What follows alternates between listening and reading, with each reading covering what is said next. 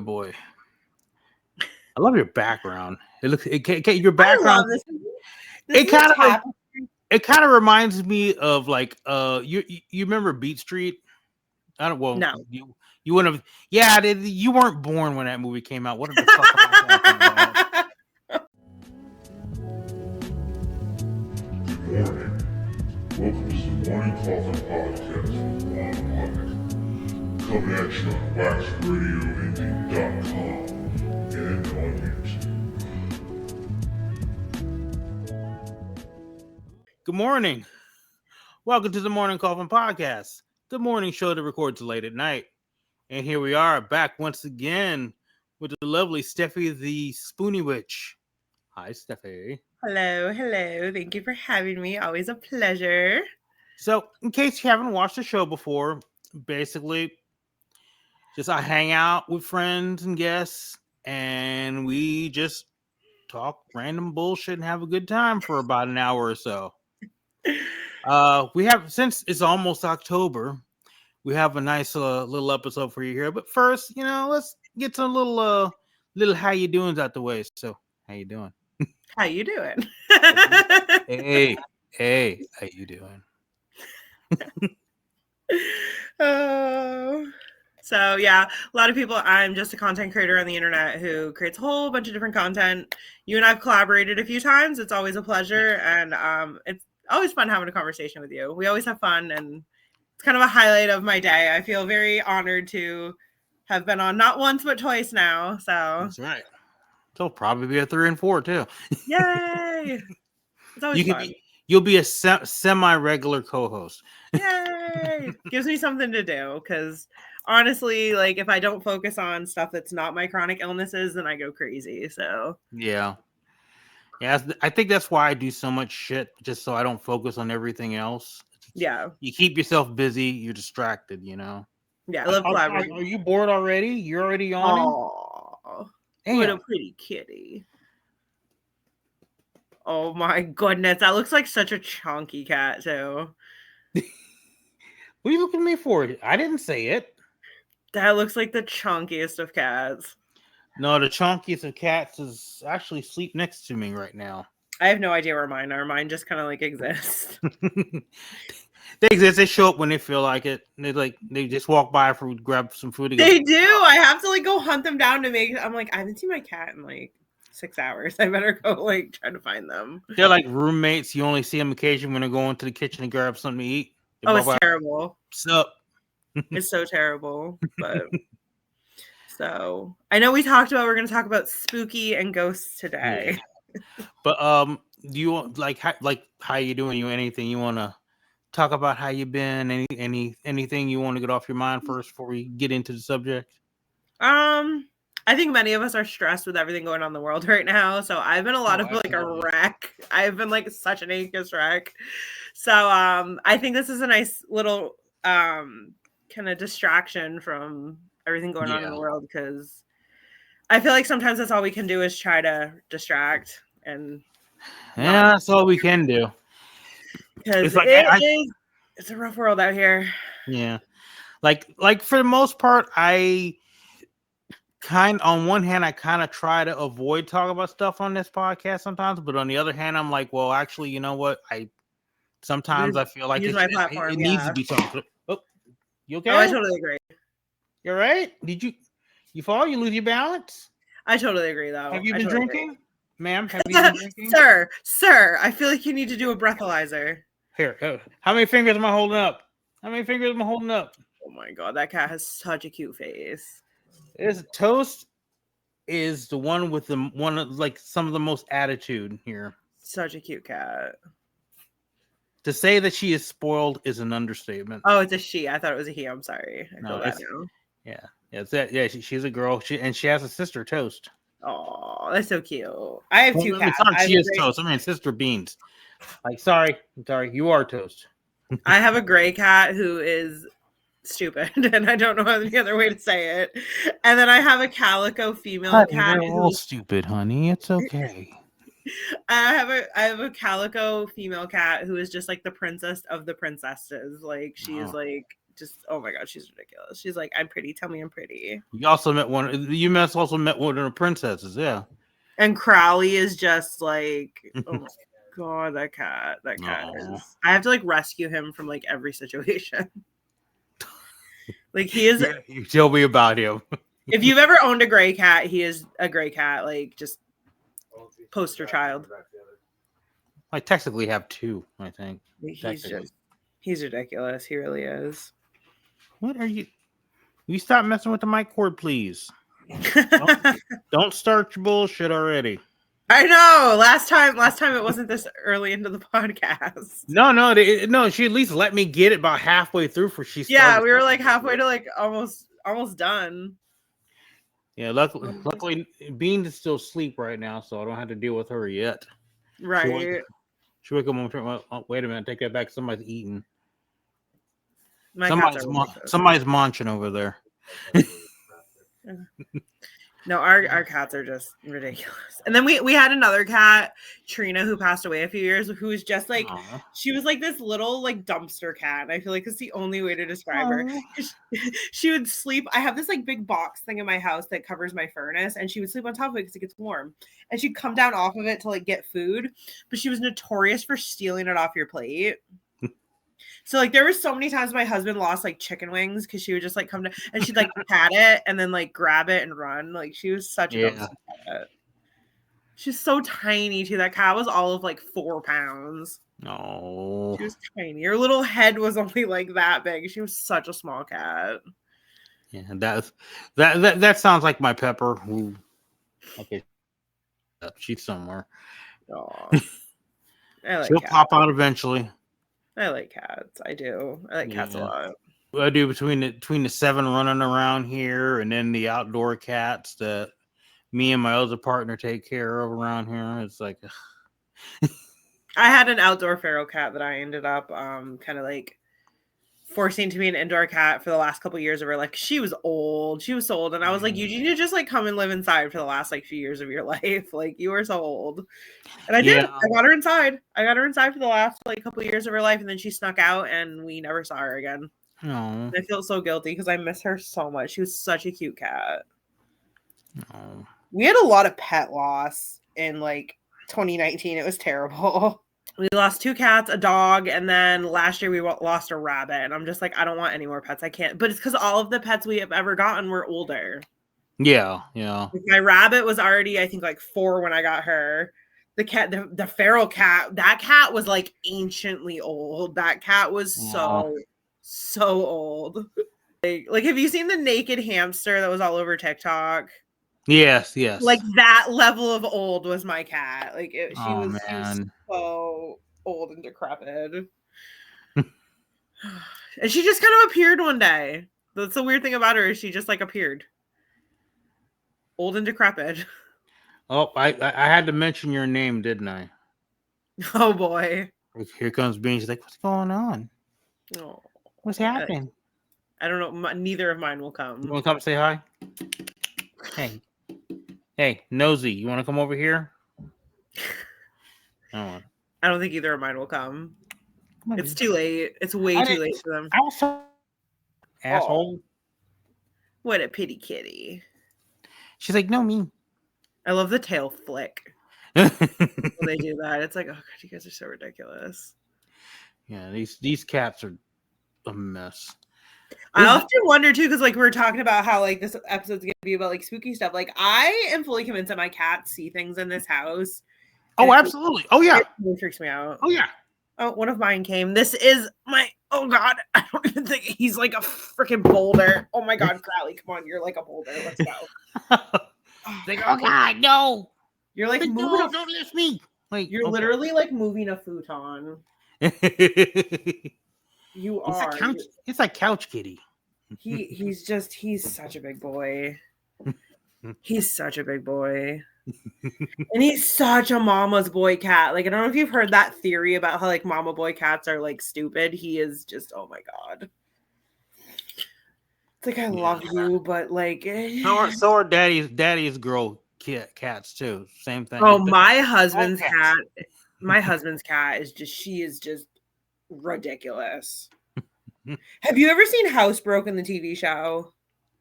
No. No, it's like this animated series with like animals, and she acts just like Tabitha. She is just that princess, like show cat, and it makes me sick. I'm like, Moosh, I'm like, you are ridiculous.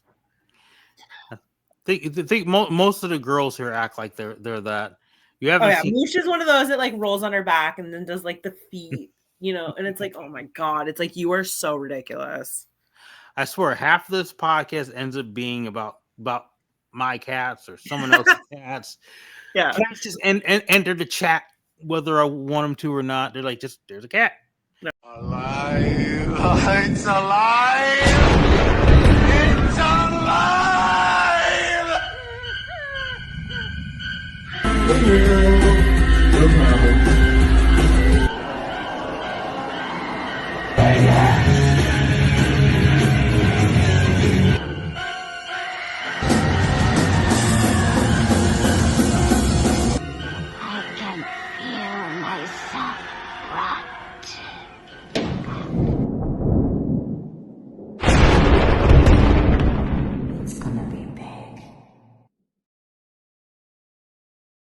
This episode brought to you by Dead Souls Gothic Lounge. Dead Souls Gothic Lounge is Indianapolis, Indiana's premier goth night, monthly appealing. Dead Souls is an all-inclusive, all-ages night in a safe environment where you can have fun and dance the night away to your favorite dark alternative music. For event updates, visit Dead Souls Gothic Lounge on Facebook and Instagram.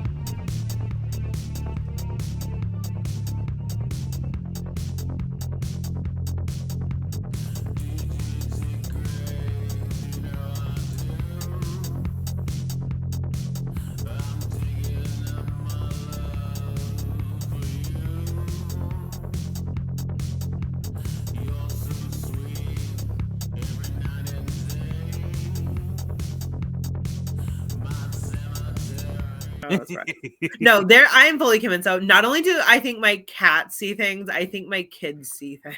And I'm just like, See, I'm telling you, I believed in the paranormal until I moved in this house. And like, it really, I believed. Let me backtrack because I'm kind of like getting ahead of myself. I believed, but I was like, nothing has really been concrete for me. I'm like, I never really experienced anything in my adult life because apparently I had experiences as a child that I don't really remember. I just remember my mom telling me about them. Right. But as an adult, I did not believe in the paranormal all that much until I moved into this house. And it really, living here has opened my mind to so many different things, not even just paranormal. Like on the other podcast, I went on a podcast with this is a guy who like spends his life investigating the paranormal. Like he is very well educated on like all the different lore and like mythology and all this. And like I was telling him like all these things about my house, and he's like, it sounds like there's more than paranormal there. He's like, it sounds like there's some sort of like, he called it the Fae house, which I'm still unsure if I'm like, I've heard about that too. Yeah. And I'm just, because there's the weirdest things that go on here. Like it just, I'll get into it, but I think I want to start with a little bit of the history of my house because I feel like the history is very important. Like, right. So I live in a house that was built in 1760. This town is a very old fort town. Like there's a fort that's like less than a quarter of a mile from my house. This was apparently a very active area at one time because there's a military road. My house sits on an old military road. Like the military road literally goes in front of my house.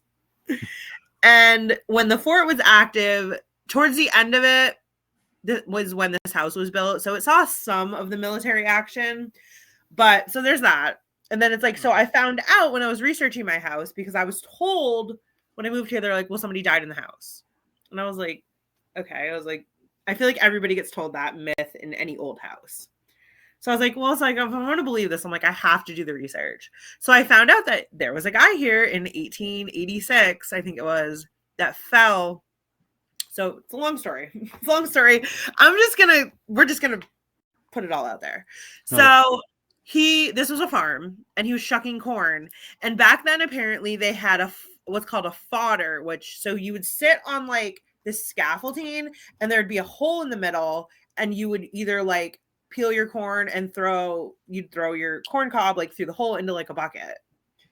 And apparently when he was doing this, his chair broke and he fell. I think they said it was like 24 feet. It was a large drop. Oh shit. And so I was told when I moved here that he actually died inside of the barn.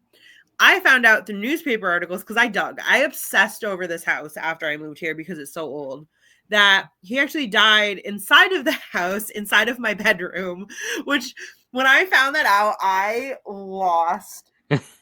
And I only found that out. So I've lived here since, I don't remember what year, I think 2021. I only found out he actually died in the house last year because I went to the Historical Society. So they dragged him into the house and he died literally in my bedroom. And I'm like, oh my God. Oh shit. My husband always fucks with me. He's like, he probably died right where you sleep. And I'm like, stop. Like, it's like you know what? I think it's time to change rooms. Right. So, because my bedroom, this is a huge house that was split into like units. So my bedroom was the closest to the ground because it's literally in a doorway to the left. Like, so they were able to just drag him in. But Right. he also had his funeral here because in that time they had your home funerals. And his body was also shown in my bedroom because it was cool. which I thought was kind of neat. I was like, that's actually kind of cool. And I found newspaper articles about this man, and like this man was like a super like he was very well loved in his community. Oh. And he I think they said his funeral was the biggest my town has ever seen because they have a funeral procession to the cemetery. And they said his funeral at the house that I live in was standing room only on adjacent properties. Damn. Which I thought was crazy. So, and then like I started reading about this guy, and I have always had, which Adam said this, my husband, that ever since, because my husband's lived here for like 20 years, there's always been tons of wild birds, even when you don't feed them. And I found out through digging in the newspaper articles that apparently he was a very avid bird watcher. Huh. Which I thought was kind of interesting. And I found some just like really interesting stuff about this man. Like he saved a horse. There was a horse accident in front of my house, and it was a drunken driver with like a horse and buggy, and it crashed into our fence. And the guy that died here saved that horse because he was a equestrian as well. So long history in this house. And then this was like a bed and breakfast at one time. Like people would come and stay here. Actually, I have a photo. I have a photo of the lady. This is the lady. That's the lady who ran the bed and breakfast. Oh, nice. That photo was taken in 1926. But she apparently, even though she looked like a very stern woman, was very well liked. Apparently she loved having boarders in her house. She loved hosting guests. She took a lot of pride in her property. So when I found that on eBay, I was like, that is the coolest thing ever. That is cool. But so when it comes to paranormal, so like when I moved in here, my husband and my mother-in-law both like kind of fucked with me. They're like, the house is really haunted. And I'm like, no, it's not. You guys are just fucking with me. And no, my husband's like, no. He's like, the house is incredibly haunted. He's like, you're gonna see shit that's not there. You're gonna hear shit that's not there. He's like, you just kind of learn to coexist with it. And I totally was like, you're totally bullshitting me. I was like, you're just fucking with me. And then it pretty much started like immediately after I moved in. Like, yeah, because you're new, you're fresh. So like, oh, what's this? Yeah. Yeah. And I am convinced they fuck with me the most because I am the most, I don't want to deal with it. So I'm convinced, like, I am strongly convinced, which like, I know a lot of people say this makes me sound crazy, but I feel like you really have to experience it to understand it.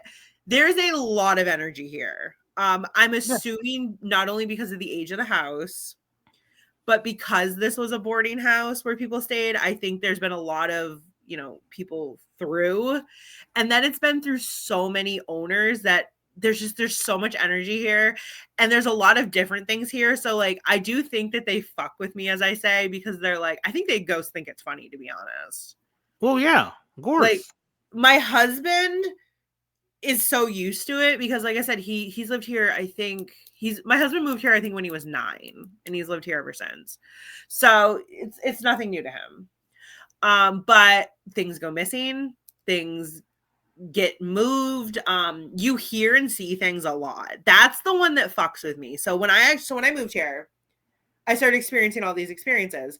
And so I am terrified of like developing a severe mental illness. I don't know why. It's like one of my biggest fears of like being crazy and like being aware that I'm crazy.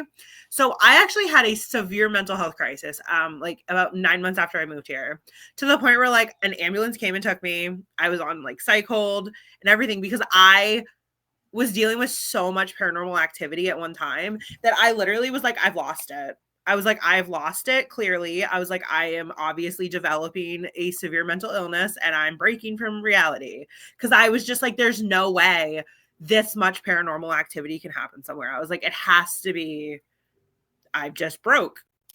And then like, I literally talked to a psychiatrist who's a professional that was like, I think you need to go home and open your mind a little bit. Like they definitely were on the fence about like believing in the paranormal. They were like, you like, because they suggested a few things. Usually when you experience this, which I don't know if you've ever heard of this, they usually suggest a few things. They would suggest lead testing. They suggest mold testing, radon, like a couple other things, because all those can cause like hallucinations, feelings of doom, like all these. So we've had all that done. And while there was a little bit of lead here that's been remediated, like there's no mold, there's no radon, there's nothing that would lead to any of these like experiences I was having. So even the doctor was like, you should talk to somebody who can deal with the paranormal, like, you know, maybe, I don't know. The doctor was like very open-minded, which made me feel less crazy. Yeah. Because at that point I was like, I've had to have cracked, because I was like seeing full-blown like apparitions. I was hearing things. I was experiencing the thing about this particular house, and I think of our house kind of as like an entity itself. If there is negativity and people are fighting, this house fucking hates it. This house hates it so much, and this house will let you know because things will go terribly wrong. That's actually a thing, because for instance, like past few years where me and my spouse live, things have been kind of cool. They've been kind of chill. I mean, there's still some paranormal activity here and there, but yeah, for a while things were kind of weird because it was a weird energy because we had other people living here. Yeah. And there was a lot of tension. There was a lot of anger. Yeah. You know, certain people here that had like, you know, a drinking problem, which I was just going to say that. So my husband's a recovering alcoholic, which I'm very proud of my husband. I'm not trying to out his demons. My husband's doing really good. But when it was bad, this house fucking hated it. Like things were so bad. It's that energy, that negative energy. Yeah. This house hates it. And I'm telling you, it will be anything from just things will go missing, things will disappear, to things will full-blown break. I've had shelves come out of walls, like when high tension. I have a pantry. It's like this built-in pantry thing. And that is one of the biggest things that starts is stuff will literally get thrown out of the pantry. Like feet, like 5 to 6 feet out of the pantry. And that's when I know that I'm like, okay, I'm like, the energy needs to change, because that's usually what starts it off. I've had pipes in my bathroom break that were like newly replaced. When tensions are high. So it's weird too, because it doesn't seem like it's just the paranormal. It seems like the house itself is like its own entity. It's really weird. And I talked about this on the other podcast, and I kind of link this back to the guy that died here. If I neglect my birds, the entire energy of this entire house and property changes, and it's actually kind of scary. Like, because there's times where like I run out of bird seed and I just like, I can't get any, and just you can tell the house is not happy. Like it does not like when you neglect things that it deems are necessary. We did recently get chickens and ducks, and I've been gardening more, and I've noticed that the house really likes it. The house, the energy, whatever you want to call it, really likes when you're taking care of it, because this house was also neglected for a really long time. But so I've full-blown seen people on multiple occasions. I've seen this woman. I've seen her in my kitchen. I've seen a little girl, which I still don't know anything about the little girl, because so this is another photo. This is her niece, but she is too young, or she's too old for the little girl I've seen. And they don't look the same. The little girl I see, I think, is a lot older generation than this girl, because this girl was, I think, like 9 in like 1926, and the girl that I see is definitely more like 1800s. Like, she's this little tiny girl that's probably like 3 years old. And the weirdest experience I ever had happen, and this situation is really what solidified the paranormal for me, is I was probably like 8 months pregnant, and she tried to get in bed with me. And the thing about it is I wasn't even scared. That was the weirdest part about it, is I wasn't even, it was one of those like half asleep like situations. And like, my stepkids are older, so it definitely wasn't my stepkids. Right. She was just this little girl with like blonde hair with like a little bonnet on. And I remember her trying to get in my bed with me when I was like, I was probably like 8 months pregnant.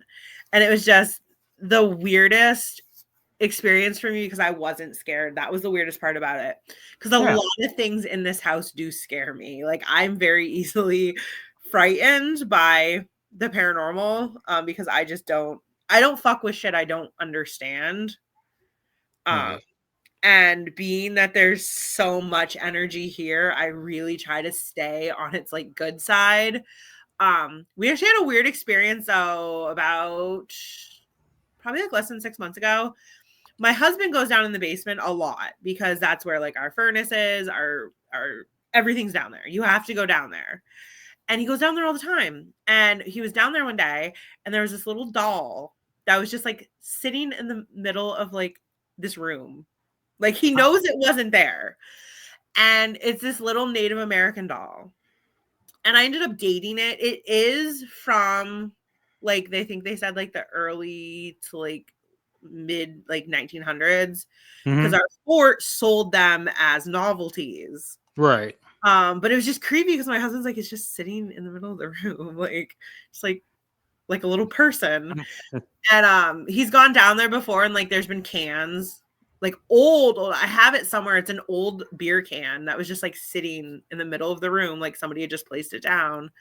And you do a lot of weird stuff with that. And I don't know where it is right now too. I found the creepiest thing ever, because I till my garden, and I found this little like doll. It's like probably like this big, and it looks like a baby, and it's the creepiest thing I've ever fucking dug out of the ground. And I kind of was like, I'm putting this back in the ground, because I'm like, I don't want this vibe. Like, I don't know what this is. A lot of people say they think it was what's called a frozen Charlotte, which is like a myth story about like, I think it's like, Victorian maybe, about like, there's a story that goes with it. I don't actually know the full story, but there were these little dolls, and a lot of people are like, oh, it's probably just a frozen Charlotte. But they bury it in a garden. I don't know if they actually buried. I'm assuming just people lost them, because they're little. They're probably like, right. Okay. So people probably misplaced them. But a lot of people, when I posted it on Reddit, were like, they're like, it looks like a frozen Charlotte that's just been worn down over the years. It was definitely new enough to be made of some sort of like modern-ish plastic, because it wasn't glass, it wasn't ceramic. Right. It was definitely some sort of like modern-ish plastic. But I learned that plastic's been around for a lot longer than I thought. So I couldn't really date it. But Reddit totally was like, you need to put that back in the ground now. They're like, you need to like I still hear a lot of things occasionally. Like, you can definitely hear muffled conversation, which is weird, because I've always chalked it up to him. Like, there's multiple people that live here, but there's definitely been times where like I have been the only person here, and you hear walking around, and you hear like a lot of people go on vacation, and I house sit the rest of the units. And when that happens, like, I have heard people walking in units that nobody's in. And that always freaks me out. And I've definitely like in the middle of the night have like gone to the bathroom and you can hear people like having conversations when it's like, nobody's in that part of the house for a fact. Right. And it gets creepy sometimes because you're just like, you smell things that aren't there too. That was one of the major issues that I was like, I'm clearly having an issue. Like I was like, I gotta like have like a brain tumor or something. Cause you smell, we have, I think, let me try to think. 1, 2, 3, 4 or 5 fireplaces, but none of them are operational. And occasionally you can smell that very distinct like fire smoke that comes from like a fireplace. And I always freak out because I'm like, oh my God, the house is burning down. But my husband's like, no, he's like, that's been a thing for 20 years. He's like, you just ignore it. And it's definitely like, my husband has definitely gotten to the point where like it doesn't affect him at all. Like my husband's like, it's just part of. Like, yeah, I mean, after a number of years, I'm sure you're used to it. It's like, oh, okay, never mind. It's that thing. Yeah, my husband. There are some times, though, especially certain times of the year, I need to dig into this more because I'm convinced that there's a correlation. So October to December is really bad on the property. Not necessarily in the house. And I've always thought like, oh, well, like the veil's thinning, but it's like, it's more towards like November to December. And I'm wondering, because this house is so old, if there was some sort of like famine or something that like disease maybe that swept through. Cause it is dark, like November to December, just the entire energy shifts to like scary shift. Like, and the thing is I'm not even the only one. Like I have friends that will not come over. Damn. Like I have friends that like, I have a friend of mine who lives down the street and there's 2 ways to get into town and she will avoid driving by my house. Damn. She's like, I cannot drive by your house. She's like, your house. She's like, it makes me uncomfortable. And I have friends that will walk because we live in a really small community. I have friends that will walk and they'll walk on the opposite side of the road because they don't want to walk in front of my house. I have people in town who find out where I live and they just like don't want to talk to me because they're just like, there's this weird superstition of my house, especially in the older of the generation. Because like there's a lot of older people in my town. Mm-hmm.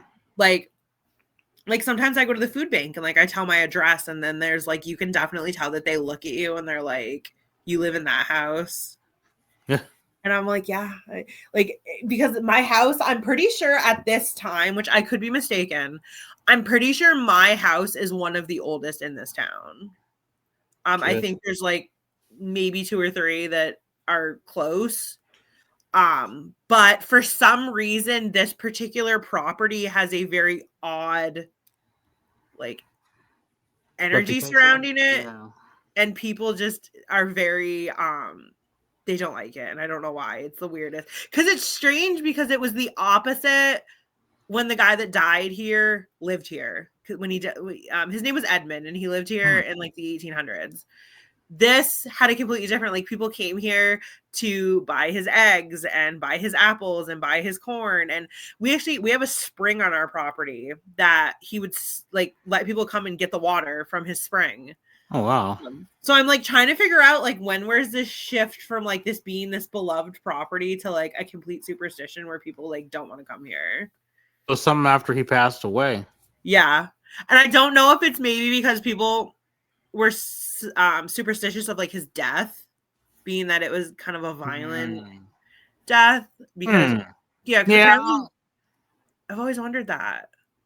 But the weird thing about it too is when this lady owned the house, which was long after he died, it was kind of still a beloved property. So I haven't been able to figure out why, and people will flat out not talk about it, which is even weirder. Huh. Like they just do not want to discuss anything regarding this house. I think some of it is just that it's so old, and I think that intimidates people. Right. Because there was a accident near this house. I want to say in like 2010. And it was a fatality. So I don't know if that adds to some of the like, but people just like flat out don't want to talk about it. Like they, like maybe for some reason they feel the property itself might be, I guess, cursed or something. Yeah, I've always like wondered that. Because people just, and I think it's just an old big creepy house that looks old and creepy, and I think that kind of adds to it a little bit too. Yeah, absolutely. That's more than likely what it is, but no, I have friends like that inspires like stories and stuff too. Yeah. But I have friends that like will not come in the driveway. Like they will pick me up if we go somewhere like at the driveway, and I'm like, it's not. I'm like, it's creepy to live here, yes, but I'm like, it's not like. I don't believe that there's anything negative here. I don't believe there's anything evil. I don't think it's anything to worry about. I think the house just likes order. And I think it will make itself known when it's not liking what's going on. Right. Because I try to remember too that, this house, 1760, this has kept countless families, warm, dry, safe through like insane stuff, famine, a war, multiple wars. Yeah, you also have to understand as well the land you're living on, history, and there's history before that. I actually have a lot of speculation about that because we talked about that on the other podcast, because this was all Abenaki land. And I don't know particularly what this particular land kind of like was, used for, but I know about 10 to 15 miles away was like one of the biggest Abenaki like places they lived. So yeah, it's like you got to take into consideration like what has happened here too. And I think there's definitely something tied to like the land itself. Oh, absolutely. Because you're not going to convince me that that doesn't hold. It's like a lot of places in California, you just feel the energy. It's like, it's like there's places you used to go, like some places you go to, you always feel like you're being watched. I know Bodie, California is really bad. I've never been there. I heard of it, but I've never been there. I know people that have gone there and they said it's really bad. But I also have friends, like my husband's obsessed with Alcatraz, and I've had friends that have gone who've said that the energy at Alcatraz is just like something you can't even describe. Oh yeah. But speaking of places in California with the energy, like real quick, since we're kind of on a subject, if you don't mind me interjecting here for a minute. You're fine. So in Pasadena, California, the Pasadena Bridge, which has been nicknamed Suicide Bridge. Yep. Because I don't know if you've read about it or anything. If you know anything much about it. I know a little bit about it. Yeah, because it has a lot of history. That people were dead from day one there. Like the pillars. Yeah, had like some construction workers. They're still in the concrete because they couldn't get them out. Yeah, they're like, okay, well, fuck it. I guess you're there now. Yeah, which is kind of wild to me. It's like, well, damn. Yeah. But there's weird energy, and for some reason, there's people always attempt to or do end their lives there. Yeah. It's pretty much how Japan has the suicide forest. Yep. It's kind of like the California version of that, I guess. Yeah, that's creepy. Because I remember there was somebody like recently, like, because when I was there was somebody had like a couple years prior had unalived themselves there. That's scary. I don't know if that's even still happening right now, but I've been there a few times, like with some friends. We'd ghost hunt or whatever, and there's this one area. There's like a gate or whatever. I was trying to find a video. I couldn't. If I ever find it, I'll link it here and I'll send it to you. Yeah, please do. I'm like I'm filming this area, right? In the video, you can kind of see like this little light moving, and then the video ends abruptly. The reason because I was like, while I'm filming, I felt something walk right through me. That's creepy. I don't know if you've ever had something like that happen before to you, but yeah, I've never had it happen, but I know people that it's happened to. It's happened to me twice. I would rather I could have did without that, honestly. and I can tell you right now, both times, I feel like both times it happened, it was just was something somewhere saying you need to leave. Yeah, because when that happened, first time it happened was there at Suicide Bridge when I was filming. Like we were like under the bridge area, so I don't know what area we were at. The second time I was walking around this mausoleum in Hollywood Forever Cemetery, and I was just taking some pictures and everything. And I got stories. I'll tell you about that later because I want you to get back to the house. Oh no, you're fine. But like that time, something was very annoyed with me being in the mausoleum taking pictures. Yeah. I'm like, okay, I get it. I'm gone. Yeah. But yeah, Suicide Bridge has such a fucking history about it. What you were just saying, though, is exactly what happens outside here sometimes, where you just get this feeling where it's like you need to go inside and you need to go inside immediately. And it's not because of like wildlife. Like like my husband's been chased a few times. And like I've always said, because like my husband's history with like, you know, being a recovering alcoholic, it seems to correspond with relapse. But it's scary that it can even manifest that way because he has been chased like outside by things that I have seen. So it's not just like him, you know, bullshitting. And the forest. So there's a small forest behind my house, and that was a wagon trail because you have the military road that goes in front of my house, but there were also wagon trails that would go to the river. And those woods I will not go into. Like I have never been in woods that give me this feeling, but it just gives you this feeling that you do not fucking belong there. Like, it's weird. Like, whatever is there does not want people in its woods. And you can feel it. You can feel that it doesn't want you there. That it wants whatever is the outside of the back of my house, whatever energy it is, just wants to be left alone. And I leave it alone. Because technically it's land that we own, but I don't go back there to clear anything. I just let whatever resides there do its thing. Because the energy gets so thick that you can feel it. I know that. I've felt that before. It's scary. And it's very bad in, like I said, like November, December time. Like that is when it is the worst energy, because I also have a field across the street from my house, and I don't know if it's this weird I'm sure there's like a psychological name for it, but like I can't remember what it's called when like people are afraid of water, like deep water. The field across the street from my house is very endless, but it also fogs a lot. So I've always kind of wondered if it's just some like psychological, like kind of like deep water thing. But just across the street from my house is so unsettling sometimes that there are times too where I'm like, I need to go inside just because whatever's out here just does not want you out here right now. Like you need to just, and you always like, I always have the feeling of being watched, which like I've just gotten used to it. Because I habitually experience the waking up and feeling like somebody is watching over me, like right here. Like I deal with that probably like 4 or 5 times a week. It's okay. So real quick, I was also sorry. No, you're fine. Don't apologize. Sidetrack here because we were talking about like, you know, cats, you know, noticing things earlier. Yeah. I on occasion I do wake up. It's like I get that feeling sometimes, but it's a little different. But the only thing that confirms that something's up is I'll wake up. My cats, all of them, will be kind of like surrounded me, facing a direction, like they're on guard. Yep.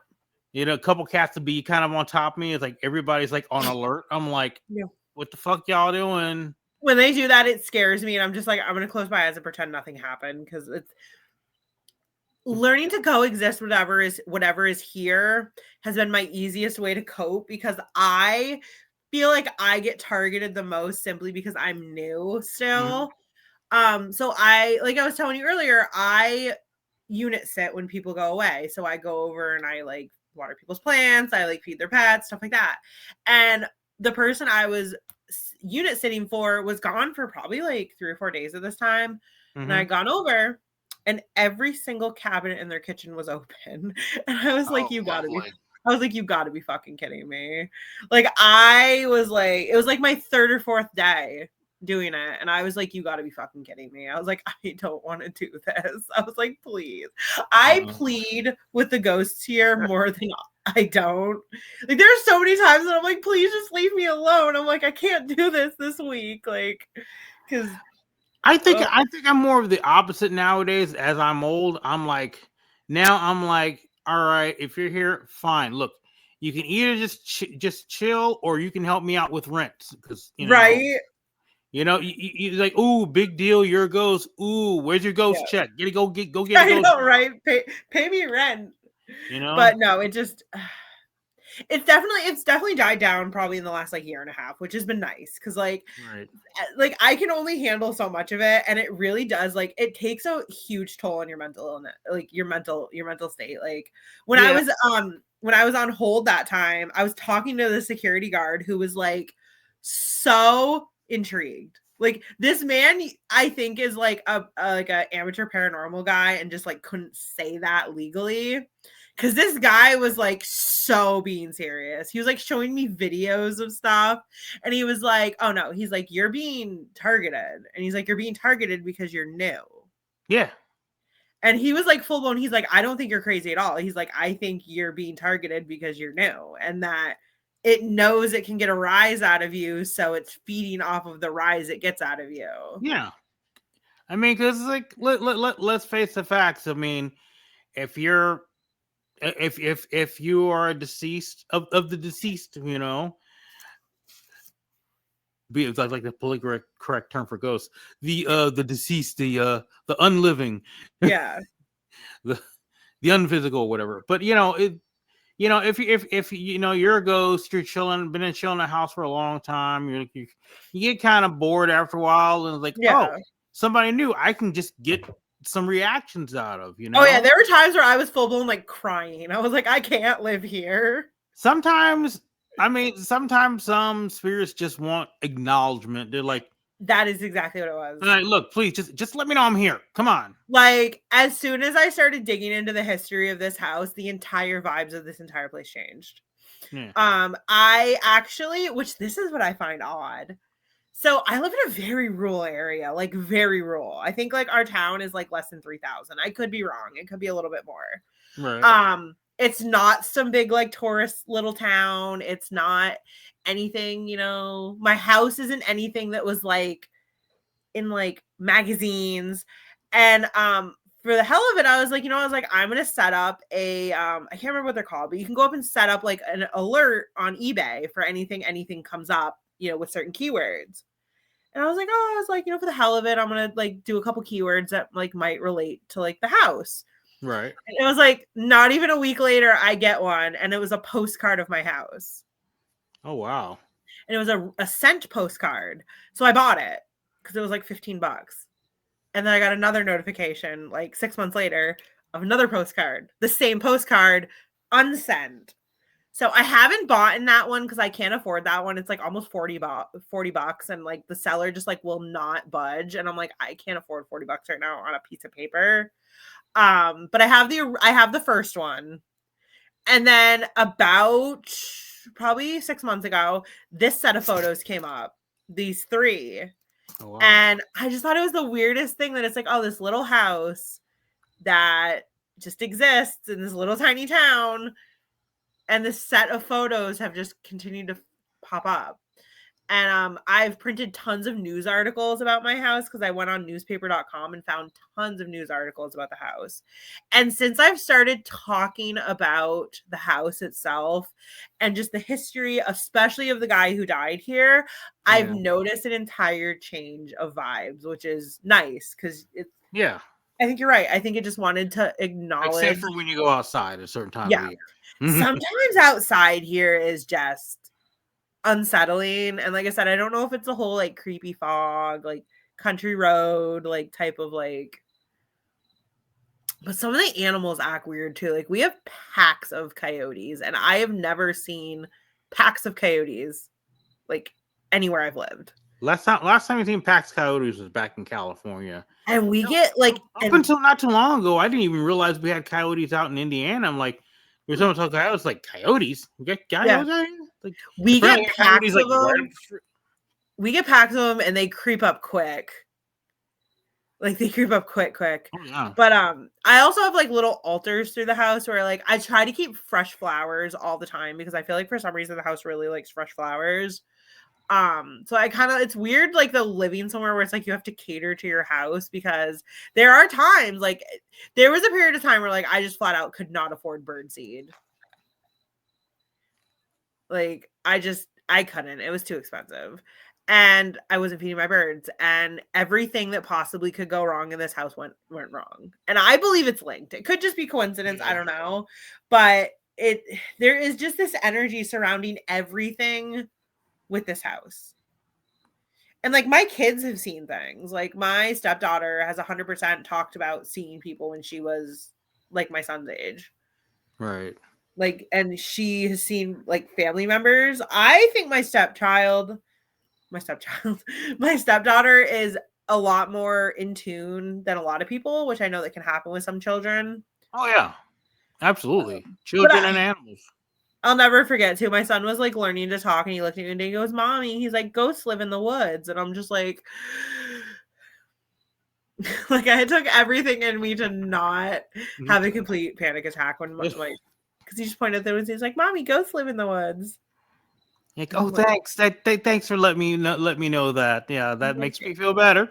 Thanks. The house also does not like when you do any sort of renovation without like asking for permission. I've noticed that. So it's definitely I would love to have professionals come in. I just like my living space, so I don't want to like get uprooted. Yeah. And I'm also kind of superstitious myself, so like I'm so afraid of like pissing it off, because I have pissed it off and it doesn't go well, because it's definitely one of those that like when you piss off whatever's here, everything that could possibly go wrong will go wrong. Everything. Absolutely everything. Not only in your life, but like just in general, like pipes will burst, things will just break like completely. Yeah. I've had an issue too, which I thought this was the electrical. So I've had people come in. We've gone through so many televisions. Really? So many televisions. And I'm not the only one. And for the longest time, I was like, this has to be electric. Because I'm a logical person.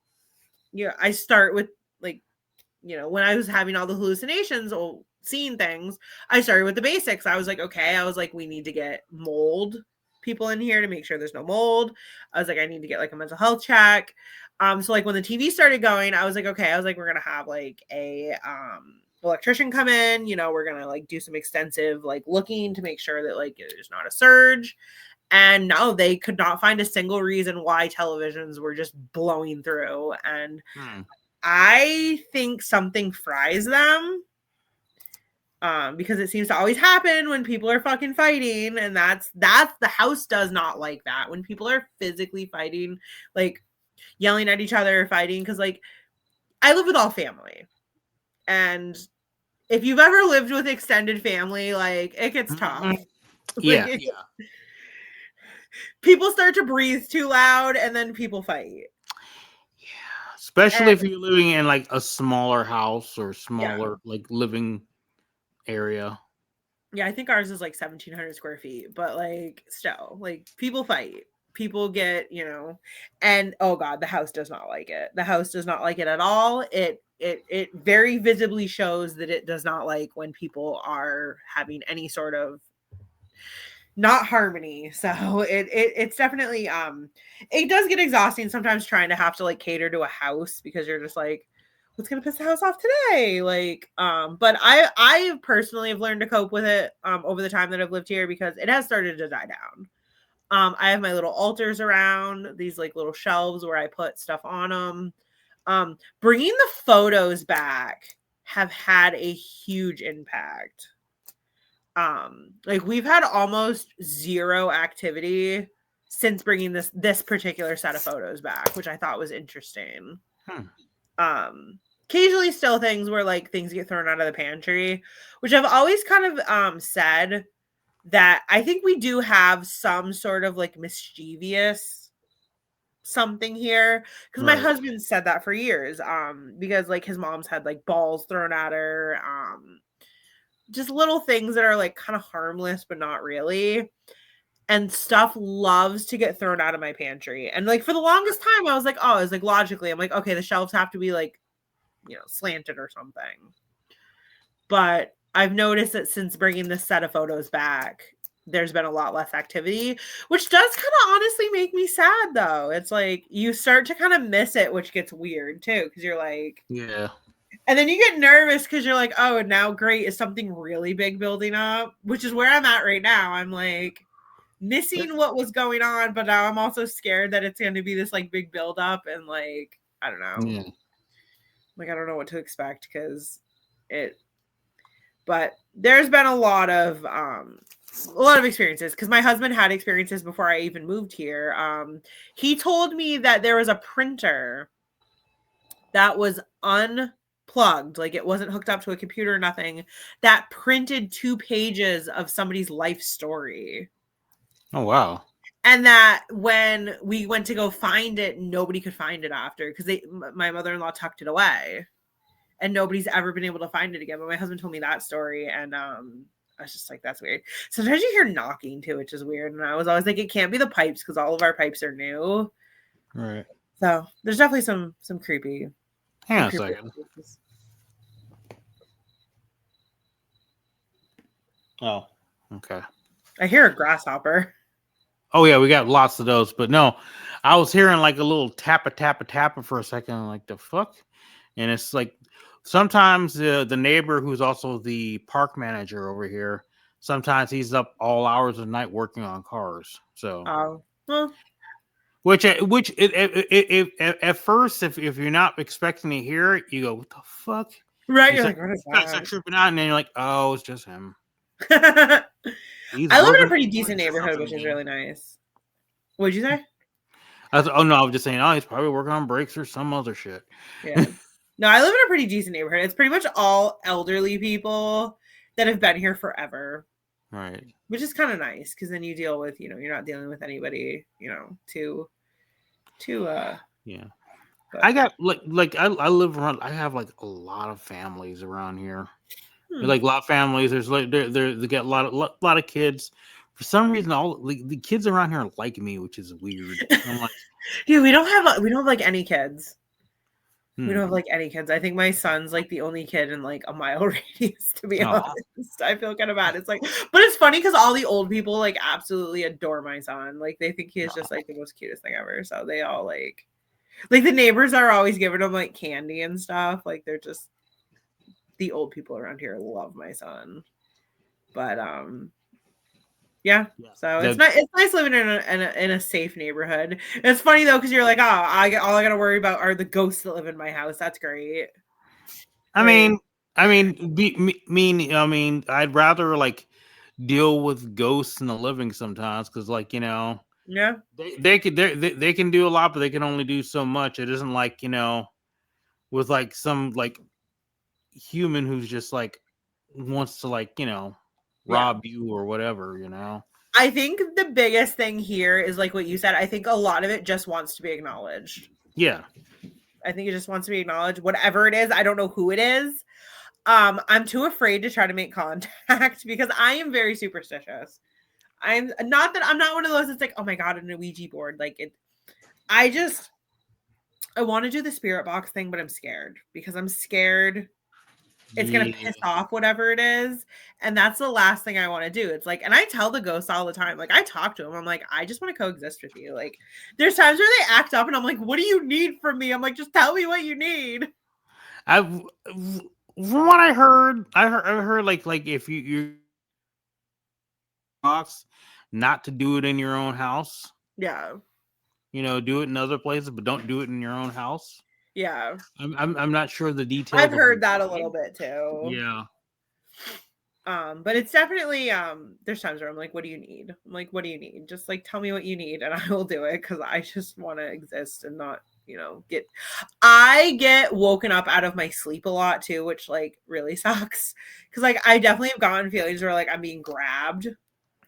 Like not like grabbed, but like when somebody like, if like somebody grabs you, like, do you ever get everything where it's something like it feels like something's grabbing your feet?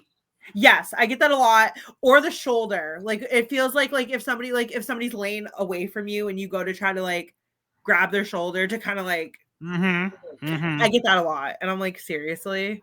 See, I went through it's weird. There's a period. It's like when me and my spouse slept together in the same room for a while, because it would be just us, because cats weren't allowed in the room when we were sleeping, because cats like to get into things, climb things, knock things down. So no. Yep. So it would just be me. When it was just me and my spouse, like there'd be a lot of times like something would like grab my feet. Yep. There was one time I woke up in the middle of the night and saw something walk across the bed and out the window. Oh no! And I remember that vividly. I'm like, I'm just saying it's just like a white figure. It was sort of like whitish, it's kind of weird. What freaks me out about this house is I have seen full blown, and I know that is supposedly very rare in the paranormal community, and that freaks me out because I don't see halves. I see like people. But I've also wondered, which I'm sure you're educated on this, I think a lot of what is here too is also a residual haunting. I think it's just a tape. Right. Because I have seen this woman walk through my kitchen. Like, I think it's just like maybe like leftover energy. Yeah. Because she is 100% not, you can't interact with her. I've seen her a few times. There's nothing interactable there. It's literally like watching a movie. Because I read something about that. Yeah, there is like sometimes it's just residual energy, especially if somebody's been doing like the same thing for years and years and years. Yep. It's kind of recorded in the house, Yeah, that's 100% what I believe her is. Yeah. The little girl I've only seen once, which was the weirdest thing. I've never seen her again. Or that one time, never seen her again. Apparently my sister-in-law has seen her, but I have not seen her at all ever since. But I'm trying to think what else. Trying to see if there's anything else that like stands out that's kind of like happened. I mean, I think the finding the stuff in the basement gets creepy because you're like, nobody else goes down there because nobody has a reason to. So it's not one of those that like somebody'd be fucking with you. This house and this property, being that it's so old too, loves to what I call regurgitate things. Like there are times where like you clean out areas of this house that you're like, I know I have emptied this area of the house, and you find more stuff. And that always freaks me out. Like there's a part of this property that like we have cleaned up too, like probably 3 or 4 times, and you still find stuff occasionally. And I don't know if it's just, so long ago that it's just so deep in the ground that it just comes up after time. But I have found pottery. I have found, I don't know what they're called, but they're those hooks that are in barns where you like tie animals to them. Yeah. I found so many of those. I have found just pieces of like hardware from like old barns and stuff. And you're like, I know I have dug over here and cleaned stuff up because, I'm trying to like clean up the property because there is a lot of leftover stuff from when it was like a farm. Right. But I find so much, but there are things in the house too where you're like I've cleaned this closet out completely bare like 4 or 5 times, and every time we do, we find stuff that you're like, this was not here. And so it's like, I swear to God, this house is stuck in some like weird time loop where it like regurgitates stuff that like, I don't know, because I have emptied this closet multiple times to bare and have found stuff that I'm like, this was definite. Like my husband cleaned out that closet twice. And then the last time we cleaned it out, we found an entire like huge box of silverware. Like one of those fancy old, like, I don't even know if they still sell it like that, but like the fancy box with like the velvet and everything in it with like the right. Oh yeah, like the good silverware. Like, ooh, bring out the good silverware. Company's coming over. And my husband's like, that was not here. And it was not small. The box was probably like that big, and it was one of the really nice ones. And yeah, my husband's like, that wasn't here. So it's weird too, because it just becomes an ongoing joke that you're like, oh, what are you gonna find today? Today's episode brought to you by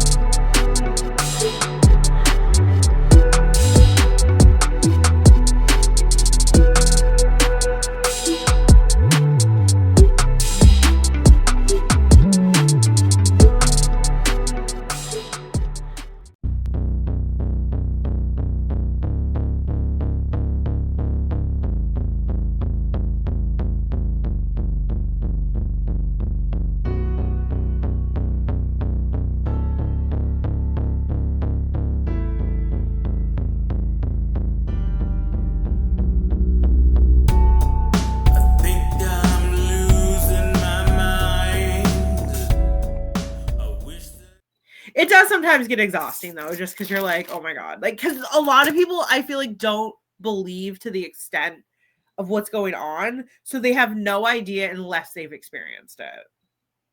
Yeah. And there are people who've come here that are like, I didn't believe you until I came in your house. Because it does have a way of proving itself to people who question it too. And I think that was my other big issue was when I first moved here, I questioned it. I was like, this sounds like fucking haunted. Like, there's nothing here. Like, ghosts don't exist. And my thing was ghosts don't exist like they do in the movies. And Right. I was a little mistaken. Like with that photo I sent you, like I went to that cemetery. This is in Cuttingsville, Vermont. And this is like apparently like very well documented haunted. Like people come from all over the United States to go to that particular cemetery because it's supposedly so haunted. And by the way, this is Beans real quick. This before she runs off. This is her sister. She's so cute. But I was like, this cemetery ain't haunted. I'm like, there's no way this place is haunted. I'm like, hundreds of people have been here. I've never seen anything super compelling.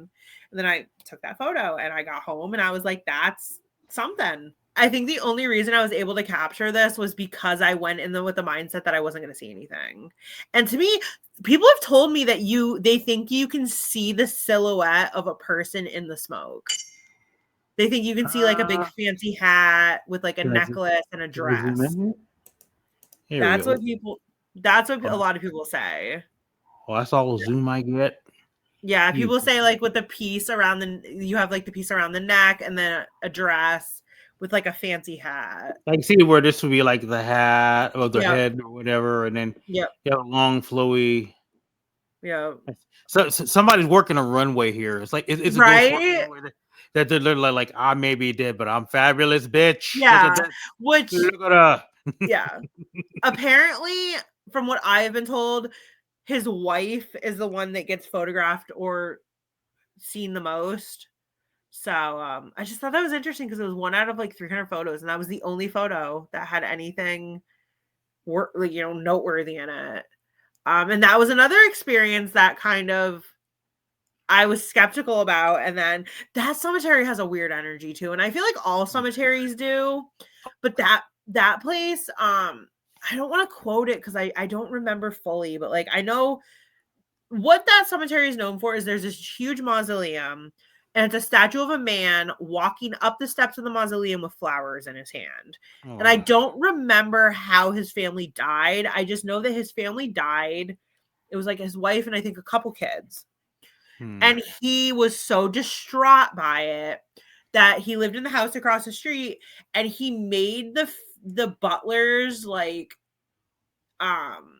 serve dinner for like years and years and years after his family died because he was convinced his family was like going to come back, which like I could be like missing some of the story here, but I know there's a lot of sadness surrounding his story. And the mausoleum is the fact that like he's walking up the stairs with flowers in his hand because he's so distraught over the fact that his family died. And so when you go there, there's just this like level of sadness because the house overlooks the cemetery. So it's like he built this mausoleum pretty much like he could look out his window and see the mausoleum. And it's a tiny little town. Like this is a tiny, tiny, tiny, tiny little town that people come to because it's because of the story. So it's definitely an interesting. We also have, I live not that far from the Hartness House in Vermont. I don't know if you ever heard of that. That place is super haunted too, apparently. I have not heard of that. That was I think James Hartness, I think was his name. And he had something to do with stellophane telescopes, I'm pretty sure. That's like what the town's known for because they hold this big like telescope convention every year. But there's these underground tunnels that he built under his house so he could go and have like a man cave. Many, many, many years ago. I mean, I'm pretty sure this was like I want to say the place was built in like the 1800s. And apparently the tunnels are super haunted. Apparently you can see and hear him in the tunnels, which I've never experienced anything. But people swear by the fact that that place is like super, super, super haunted. But I want to go to St. Augustine because I've been told that's like super haunted in Florida. which my husband's been a few times, but I've never been. Is there anything super famous around you that's haunted? Yeah. I mean, besides this trailer park. Yeah. Because like there's ever since I've been like living around here, there's always been some sort of activity happening around here. Also, going outside at night, because you mentioned how like feeling a certain way. Walking around here in the dark at night is a little weird, and sometimes it's a little uncomfortable. Yeah. Sometimes it's a little creepy sometimes, which is it's like because sometimes like I said, my other partner like lives like almost behind us. Yeah. So I just have to like walk over. It's like maybe like a minute walk over there. Yeah. But walking through there at night, it feels weird. Yeah. There are 2 places here in town that I have had full-blown freakouts at because like my husband likes to try to like show me places like where he grew up. And there are 2 places. There's a reservoir that I could not make it to the bottom of. I got out of the car and I looked at him. I'm like, I'm not staying here. And he's like, oh, what's wrong? I'm like, no. I'm like, he loves it there. My husband says that it's so peaceful there. Just something for me.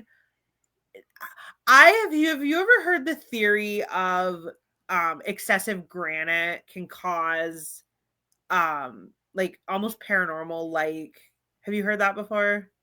I'm pretty sure it's granite. I could be totally misquoting, but I want to say it's granite. And it's just something to do with just something in the granite. They think that it holds some sort of like magnetic field that just freaks people out. And supposedly it's intensified if water moves near or over the granite.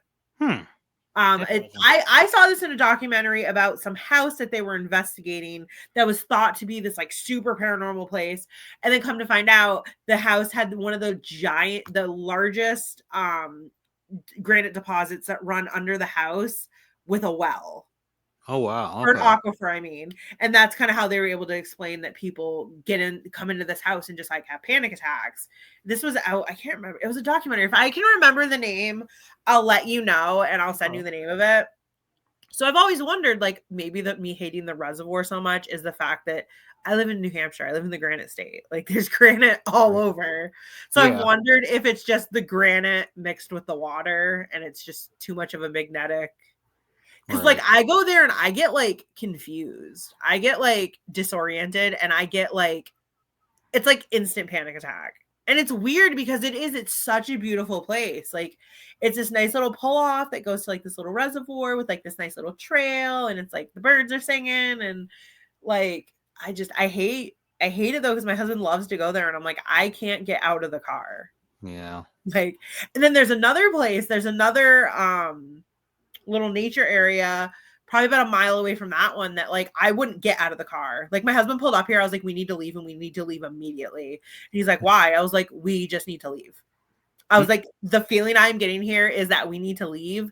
And it wasn't even a like, because I know some people have feelings sometimes where it's like something bad's going to happen. Like, you know, people talk about like, you know, crime-based stuff, you know, it's like wrong place, wrong time, like you know, if you get this feeling, leave because something bad's gonna happen. That particular place, that second reservoir type of like nature area, just the energy, I don't know, something has happened there. I don't know what. I've never been able to figure it out because nobody knows, but something has happened at that particular place that it is spilled into the ground. Like it is, I don't know what. I don't know. I do know my area was really affected by a serial killer at one time. So that's another thing that I wonder if some of these places that because there's other places too, like around me that I'm like, I can't be here. And I've never thought of myself to be a super intuitive person, but my mom claims up and down that I was like one of those children that could like see things that weren't there. So I've always kind of wondered if some of these places too are somehow tied to like the serial killer and people just don't know. Because it was a serial killer that was never caught. Half of his victims, they're not even like, they don't even know if half of the victims were victims of him or, you know, just, you know, unrelated. There's speculation that there was like double the victims that he had. So I've always wondered too if that particular place, something happened there that like spilled into the ground, because I will not get out of my car. I will not go up the road that leads to it, because it just you start to drive up there and you just get this feeling. And it is just, it's not cool. But now I know we're probably coming to the end of our time, but I want to talk about one more place, because this one has the opposite effect. So have you ever heard of Madame Cherie's Castle? Have you seen that at all on like online? Offhand, I don't think so, but I might have forgot to. So there's this like staircase that goes nowhere. It's like the stone staircase in New Hampshire. Okay. Yep. And it's been all over because it's just a beautiful image. So Madame Cherie had this like summer home. She was some like aristocrat, like she, or not aristocrat, socialite. She was this big socialite. She was like I think, don't quote me, I could be wrong, but like I think she was like a Broadway costume designer, and this was her summer home. She's been long passed away now, but this is kind of a place that people go visit. It's probably about 45 minutes to an hour from me. Mm-hmm. And a lot of people go because of the staircase. They're like, oh, it's this beautiful little staircase in the middle of the woods that goes to nothing. But that was honestly one of the most weirdest spiritual experiences I've ever had, because the energy there. So this was like her summer home, I guess, like where she would like host parties and stuff. And just, you can feel the energy when you go there. That's the complete opposite of what we were just talking about. Like you go there and you can just feel kind of like this, like almost nostalgic, even though you didn't experience it, feeling. And it was one of the oddest experiences I've ever had in my life, because I've never been somewhere that felt nostalgic to me, even though I've never been there. And it's like you can feel the pride that she had like in hosting, because there's nothing there. The whole entire house burnt down. It's literally just the staircase. But it's weird because it's almost like you can almost imagine the people like laughing and drinking and having a good time. And like, because apparently she was a very eccentric woman, I've been told in stories. She's like a legend where I live. Like, apparently she would apparently there's this big legend that she used to drive her car down the road in nothing but a fur coat. Like she was, but it was one of the weirdest experiences I've ever had, in the opposite realm of what I deal with where I live. And it was so weird. It was I almost, and I hate to say this because it's so cliche and weird, it was almost a life-changing experience. And I'm glad that I got the chance to go, even though it's so close to me and I've never been, because it was a very interesting experience. And it has this like weird warmth to it. So I always tell people, I'm like, you should go. I'm like, it's definitely, if you're ever in the area, it's a very cool experience. Not only do you get to see this neat, stairway to nowhere, it's just the energy that's there it's like walking into like a fairy tale too, like just because of how it's like it's picturesque on top of it. So it kind of adds to the experience that, not only is this like out of a movie, you can literally almost hear the people dancing and listening to music and laughing. And I'd never experienced that. And I hear that some people do have that experience. Like I have friends that have gone to the Queen Mary and said they've had similar experiences. Yeah. It's weird when you go somewhere and it's like you feel like you're back in time. I've been to the Queen Mary. I never got a chance to go in there though, but I was there in front of it. I've just never went inside. Yeah, but no, and it's one of those, like, if you are somebody that's semi-sensitive, you can feel this like bombardment of this energy. It's like it's like you're stepping back into time, and you can feel like people still there. Like kind of like when you said you felt people, you've had one go through you. It's kind of similar. It's like you can almost feel like people are like dancing and bumping into you, and it's like it was such an odd experience. And I wasn't the only one that had it, because I've always thought that I was a little on the sensitive side, because that's what I've been told my entire life. Right. I had a really strange paranormal experience when I was a child, but I don't remember it, so I can't really verify. because my mom claims. I will end this. I will tell you the story and then we can end because I know we're like way over. Right. My aunt and uncle were caretakers to this beautiful mansion, beautiful big mansion. And they lived in like this little cottage when they took care of it. And I used to go with them because my mom used to clean the mansion because you obviously, even though nobody lives there, you gotta like things need upkeep. Mm-hmm. And I found out that this person had something to do with like the Boston Pops, and he ran some like charity, like this was the original owner of the house. You know, this house is long sold by then, but and apparently it had something to do with like a child charity at one time, like almost like an orphanage. And my mom swears up and down that I was hanging out with a little girl that wasn't there. I don't remember it. My mom's like, no, she's like, you made friends with a little ghost that I couldn't see. Quite a few times actually, because I used to go there a lot, and I don't remember it, but my mom swears up and down. She's like, oh no, she's like, you were having a full-blown conversation with a ghost that I couldn't see. Oh wow. So, and I don't remember it. I remember going to visit, but I don't remember that particular incident. So, and I was probably like 3. So apparently I've always been a little sensitive and I've learned to just kind of deal with it.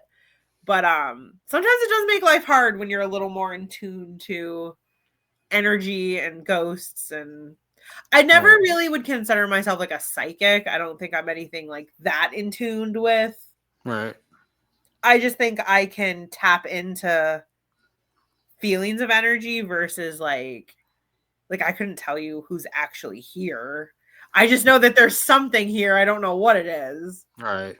My husband's the opposite though. I feel like my husband is like the least in tune when it comes to anything like that. Like he just either that or he just kind of tunes it out. But yeah, because people are like, well, can you like tell me like things? And I'm like, no, I can't. I'm not that type of like in tune. I'm more just in tune with energies that I think some people just are. I do. I think some people are just more in tune, which it makes going to certain places hard. Like I really want to go to Waverly Hills, but I'm like, I can't. There's no way I'd be able to go somewhere like Waverly Hills. It would be way too much energy in one place. Like I think I would get physically sick going somewhere like that. So right. Be cool to see a bunch of haunted places. I just know I physically couldn't handle it. So kind of stings, but it is what it is. But this was a fun conversation. I got to talk about stuff. Hey, before we go, when you get a chance, because I didn't really get to talk about much about it, but look up Irvington, Indiana. Okay. Because like that which is everything is like right out here. Actually, my sibling-in-law lives out there too. So, interesting. But Irvington, Indiana has like a lot of history. Yeah, there's a lot of haunted history. We have like connections, obviously, because Indiana. I mean, one of the more infamous things is like we were one of the home bases for the KKK. But well, that's got some dark history right there. Yeah. Also, H.H. Holmes was out here for a while. Yeah, he was out this way too. Yeah. So that's kind of interesting. He got around. Yeah, he got around. He was a UVM graduate. Yeah. So. But yeah, there's a lot. I think the person who invented the Raggedy Ann dolls was out here. Interesting. In Irvington as well. I don't remember. Yeah, look into it. Yeah, and then you can look at the haunted history too. There's a lot of shit. I think my particular area, I think what we have going for us is I am less than a half a mile from the original fort because it obviously doesn't exist anymore. We had that serial killer. Mm-hmm. We had the French and Indian War. We've had other wars. There's been, I think, I guess at one time smallpox blew through really bad through here. There was a fire. There was a massive fire that blew through here in I think it was the late 1800s. And I don't care what people say. I think everything like that leaves essentially a scorch on land. Yeah. You're not going to convince me that energy doesn't stay. I kind of wondered, I mean, geez, literally out in front of my house, there was that drunken horse accident. So like, even when people don't die, I feel like it leaves kind of like a scorch mark. Right. And so I've always kind of wondered, is that more of what I'm dealing with is just there's so much, even just the wars in themselves, like that's going to leave a huge, huge impact on the land that it's, because there's actually a book written. Oh, now I want to look it up because I want to give you accurate information. I'm going to look it up really quick. There was a book written about, there was a family taken from this town during the French and Indian War. I'm trying to remember the name of the book. And that I've wondered too, because they were marched directly in front of my house. Because they were I think marched to Canada, to be honest. I could be wrong though. So the woman was Susanna Johnson. Calico Captive is the book. I don't know if you've ever heard of that. That was literally, that incident is like less than a fourth of a mile from my house. Like that house still stands. That house is about the same age as the house I live in, because that happened in 1754. So it's Calico Captive is the book. That it is a fiction book, but it's based on the true events of that family being taken captive. So I've always wondered too, like that's gotta leave a stain. Like, yeah. So I'm gonna kind of close out our podcast with this. I sit often and wonder the things that this house has seen. And it just amazes me. Like there are so many times when my husband and I are like watching something and it's like, oh, like 1887. I'm like, this house is here. There's so many times that happens and I'm like, oh, like the house saw that, the house saw this. So it definitely it puts a lot into perspective when you live in such an old house. Because now I'm like, I don't have anything to complain about. I'm like, if people survived 200 years ago in this house, I have nothing to complain about then. Yeah.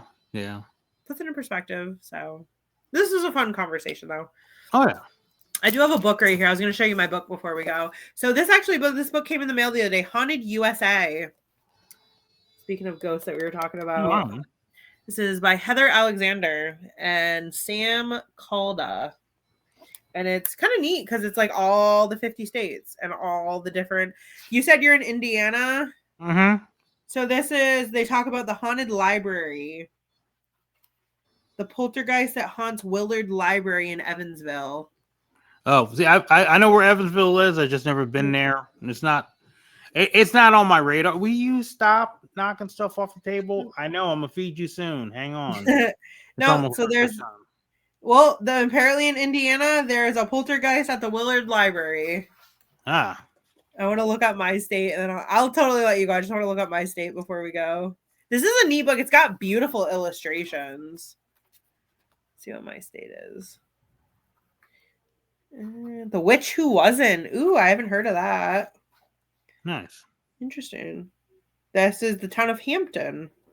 Look at that. I learned something new about my state that I didn't know. And you learned something new about your state.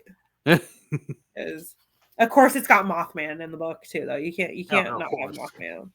Gotta have Mothman. I love Mothman.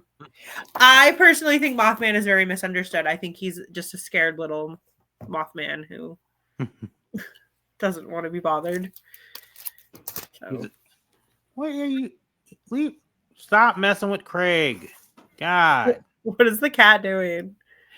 I have this one cat, Craig. He's a big baby. He's like the youngest, but he's also the largest.